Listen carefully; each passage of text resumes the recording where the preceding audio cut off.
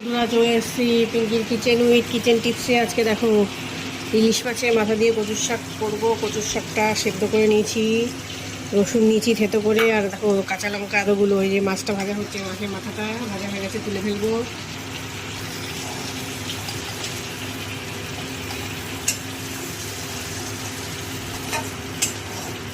ইলিশ মাছের মাথা দিয়ে কচুর শাক স্বাদই আলাদা।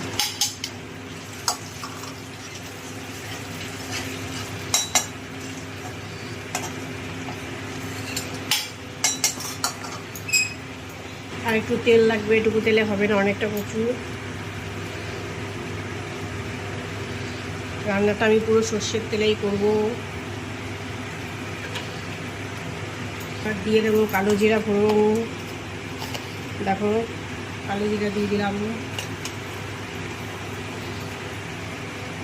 এবার লঙ্কাগুলো দিয়ে দেবো, সবগুলো দেবো না, মাছের ঝোলের জন্য রাখবো। এতগুলো লঙ্কা, কচুতে এবার লঙ্কা বেশি দিতে লাগে।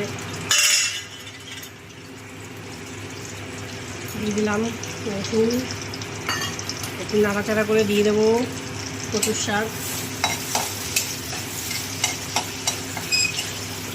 ইলিশ মাছের মাথা দিয়ে কচুর শাক খেতে দারুণ টেস্ট। যারা খায় তারাই জানে, যারা খায় না তারা কি করে জানবে।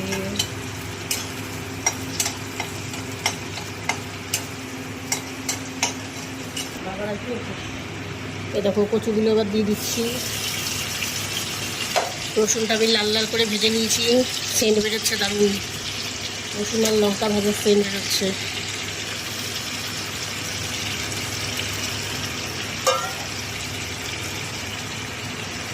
এবার দিয়ে দেবো লবণ, হলুদটা পরে দেবো পরিমাণ মতো লবণ।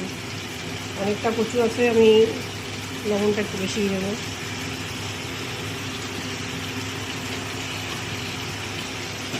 হলুদটা একটু বাড়িয়ে দেবো। কিছুক্ষণ নাড়াচাড়া করার পরে হলুদটা দেবো।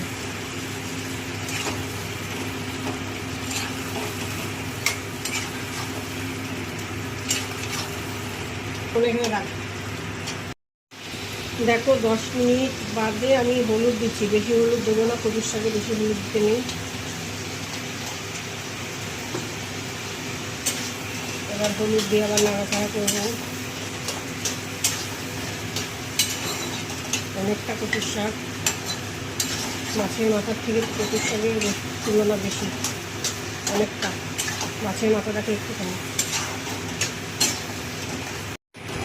দেখো বন্ধুরা, মাছের মাথাটা দিয়ে দিলাম, লাস্টের দিকে দিলাম। আগের থেকে দিলেও মাছের মাথাটা পুরো ঘ্যাট হয়ে যাবে বলে।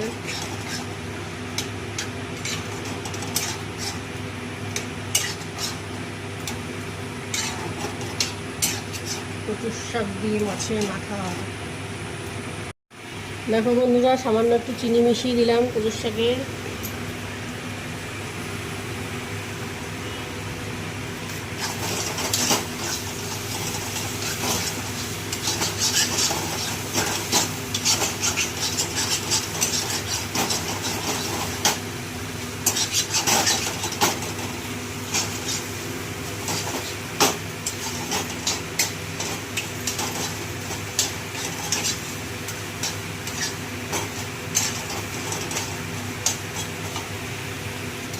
দেখো বন্ধুরা, কচুর শাক রেডি।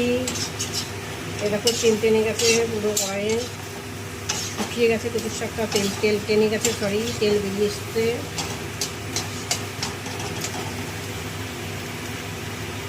টাটা, সবাই ভালো থেকো।